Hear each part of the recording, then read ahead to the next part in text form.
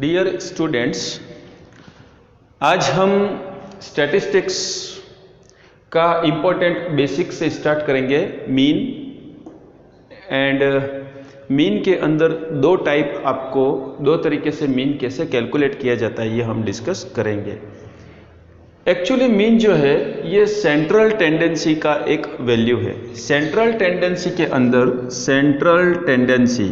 Central tendency आपके statistics के अंदर एक यूनिट है, ठीक है। यूनिट के अंदर एक टॉपिक है सेंट्रल टेंडेंसी, और सेंट्रल टेंडेंसी के अंदर तीन तरह की वैल्यूज हम डिस्कस करते हैं। मीन, क्लियर, मीन, सेकंड है मोड, और थर्ड है median. Mean, mode and median. इस एपिसोड के अंदर हम देखेंगे mean, what is the mean. और मीन को कैलकुलेट करने के लिए तीन अलग अलग तरह की प्रॉब्लम्स आ सकती हैं। पहला तो ये कि आपको वैल्यू दे दे, वैल्यू विदाउट फ्रीक्वेंसी, वैल्यू दे दे और साथ में फ्रीक्वेंसी ना दे। दूसरा क्वेश्चन आ सकता है कि value they they with frequency, frequency के साथ दे दे। और तीसरा वैल्यू दे दे और वैल्यू के साथ क्लास इंटरवल दे दे, क्लियर, क्लास इंटरवल दे दे। और इन तीनों, इस तरह की तीन तरह की कंडीशंस दे सकता है, और उसके अंदर आपको मीन का कैलकुलेट करने का एक क्वेश्चन बन सकता है, क्लियर। तो हम सबसे पहले मीन लेते हैं, और मीन के अंदर दो चीज़ों को डिस्कस करेंगे, वैल्यू विदाउट फ्रीक्वेंसी और वैल्यू विथ फ्रीक्वेंसी। इस एपिसोड के अंदर हम दो चीज़ें डिस्कस करेंगे, मीन कैलकुलेट करना, वैल्यू का मीन कैलकुलेट करना यदि वैल्यू विदाउट फ्रीक्वेंसी हो, और वैल्यू का मीन कैलकुलेट करना यदि वैल्यू विथ फ्रीक्वेंसी हो, क्लियर। तो आज हमने यहाँ पर दो हेडिंग डाली है। बोर्ड पर आपको दो हेडिंग्स दिख रही है। फर्स्ट हेडिंग, मीन कैलकुलेट करना है इन वैल्यूज का, लेकिन इनके साथ क्या है, फ्रीक्वेंसी नहीं है। इस तरह की फ्रीक्वेंसी नहीं दी गई है, क्लियर। यहाँ पर फ्रीक्वेंसी नहीं है, हमको खाली वैल्यू दी गई है, और वैल्यू का क्या करना है, मीन कैलकुलेट करना है। तो उसके लिए फॉर्मूला आ जाएगा x bar is equal to sigma x upon n। Clear. Condition क्या है, mean of value without frequency यहां सीखेंगे, और mean of value with frequency, यदि फ्रीक्वेंसी दी गई है उसके साथ हम मीन कैसे कैलकुलेट करते हैं ये हम बाद में देखेंगे। सबसे पहले हम लेते हैं x refers to the value. x का मतलब है वैल्यू। यदि f भी होता, f भी 1 2 3 होता तो ये फ्रीक्वेंसी होती, पर फ्रीक्वेंसी अभी हम नहीं देख रहे हैं। अब यदि आपको विदाउट फ्रीक्वेंसी वैल्यू मिलती है, यदि आपको विदाउट फ्रीक्वेंसी वैल्यू मिलती है, इस तरह की वैल्यू मिलती है, तो आपका फॉर्मूला ये होगा x bar is equal to sigma x upon n। x bar is equal to sigma x upon n। यहाँ पर सिग्मा x क्या है, sigma x means sum of value, means जितनी भी वैल्यू है उनका टोटल, ठीक है। जैसे 2 + 8 + 6 + 4, इसका जो वैल्यू आता है ये कहलाएगा सिग्मा x। और n मीन्स क्या है, नंबर ऑफ वैल्यू, 1 2 3 4, यहाँ पे टोटल 4 वैल्यू है, तो नंबर ऑफ वैल्यू 4 आ जाएगा। Sigma x is equal to सबका टोटल, और n is equal to number of value, n is equal to 4।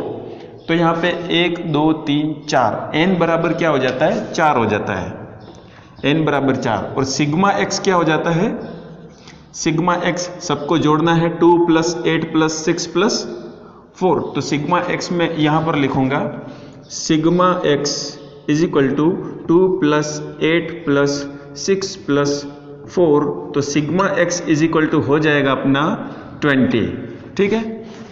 10 + 10 ये टोटल 20, और अपॉन फॉर्मूला के अकॉर्डिंग अपॉन n क्या है, n is equal to 1 2 3 4, total 4 है, तो अपॉन 4। ये जो वैल्यू आती है 5, ये 5 क्या हो जाएगा, मीन हो जाएगा। ये 5 क्या हो जाएगा, मीन हो जाएगा। ये 5 मीन हो जाएगा यदि फर्स्ट कंडीशन है तो। सेकंड कंडीशन में क्या होगा, यदि साथ में फ्रीक्वेंसी भी दी जाती है, यदि साथ में फ्रीक्वेंसी भी दी जाती है, f1, ठीक है, x की वैल्यू 1 बार है, 8 वैल्यू जो है वो 2 बार रिपीट हो रही है, 6 नंबर की वैल्यू जो वो एक बार आ रही है और 4 नंबर की वैल्यू 2 बार रिपीट हो रही है, ठीक है, दूसरी बार भी रिपीट हो रही है। तो यहाँ पर हर वैल्यू के साथ में क्या उसकी आवृत्ति दी गई है, उसकी फ्रीक्वेंसी दी गई है, कितनी बार वो संख्या रिपीट हो रही है। तो इसके लिए फॉर्मूला आ जाता है x bar is equal to sigma F X upon F, sigma F X upon sigma F. तो सबसे पहले हम एफ एक्स निकालेंगे। F X means F into X, तो ये एफ एक्स की वैल्यू आ जाएगी और एफ एक्स की वैल्यू लाने के लिए एफ में एक्स का मल्टीप्लिकेशन करेंगे, 1 2 जा 2, ठीक है, एक में 2 का गुणा करेंगे 2 आएगा, इस f में इस x का गुणा करेंगे तो 16 आएगा, ठीक है, यहाँ पर इसका इसमें गुणा करेंगे 6 आएगा और यहाँ पे इसमें गुणा करेंगे 8 आएगा। क्लियर? तो इस तरह से ये fx की वैल्यू आ गई।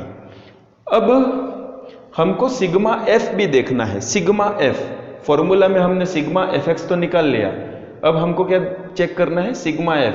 तो सिग्मा एफ मीन्स एफ को यदि टोटल जोड़ देते हैं तो ये सिग्मा एफ कहलाएगा। तो सिग्मा एफ यहाँ पे हम लिख लेंगे, sigma F is equal to 1 2 3 4 5 6, total कितना है? 6 है। इन सब का टोटलिंग जो आएगा वो क्या कहलाएगा? Sigma F. अब इसी चीज को हम फॉर्मूला में रख देते हैं, ठीक है, ऊपर X bar is equal to sigma F X upon sigma F. तो सिग्मा एफ एक्स कितना आया? यदि हम इसको जोड़ देंगे, इसको कैलकुलेट कर देंगे, सिग्मा एफ एक्स, इसको यदि हम टोटल करेंगे 2 + 16 + 6 + 8, टोटल आ जाएगा ये आपका 32। टोटल क्या आ जाएगा? 32, ठीक है। और सिग्मा एफ एक्स हमने निकाल लिया, सिग्मा एफ भी निकाल लिया। सिग्मा एफ एक्स कितना है? 32 और सिग्मा एफ कितना है? 6 है। ये वैल्यू यहाँ से आई है और ये वैल्यू जो है वो यहाँ से आई है। क्लियर? और इस तरह से हम इसको कैलकुलेट करेंगे तो ये आएगा 5.33 समथिंग। तो आप क्या देख रहे हो? यदि फ्रीक्वेंसी के साथ दिया जाता है तो आंसर अलग आ रहा है, विदाउट फ्रीक्वेंसी में 5 आ रहा है। फ्रीक्वेंसी यदि उसकी चेंज हो जाती है तो ये आंसर ऐसा आ जाता है, क्योंकि कुछ वैल्यू इसमें क्या हो रही है? रिपीट हो रही है, तो एवरेज क्या हो जाएगा? चेंज हो जाएगा। तो ये दो कंडीशन ऐसी हैं, इसमें फ्रीक्वेंसी नहीं थी, इसमें फ्रीक्वेंसी थी। फ्रीक्वेंसी यदि नहीं थी तो सबको जोड़ के उसमें उसकी संख्याओं का डिवीजन दे देना है, और यदि फ्रीक्वेंसी है तो फ्रीक्वेंसी के साथ मल्टीप्लाई करके फिर उसको जोड़ के टोटल फ्रीक्वेंसी से डिवाइड कर देना है। तो आई होप कि आपको अच्छे से समझ में आ गया होगा। एक छोटा सा और एग्जाम्पल लेते हैं। यदि 1 2 3 4 ये आपकी x वैल्यू है और फ्रीक्वेंसी 1 दे रखी है, ठीक है, तो हम fx यदि निकालते हैं तो 1 का तो 1 ही आएगा, 2 का 2 आएगा, 3 का 3 आएगा, 4 में 1 का गुणा करेंगे 4 आएगा। तो इस तरह से ये टोटल सिग्मा fx क्या हो जाता है? सिग्मा fx 10 हो जाता है। क्लियर? और सिग्मा f क्या हो जाता है? सिग्मा f 4 हो जाता है, 4 हो जाता है। तो sigma fx is equal to 10, sigma fx is equal to 10 और sigma f is equal to 4। तो ये आपका क्या हो जाएगा?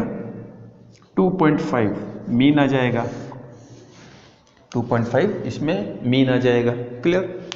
Thank you.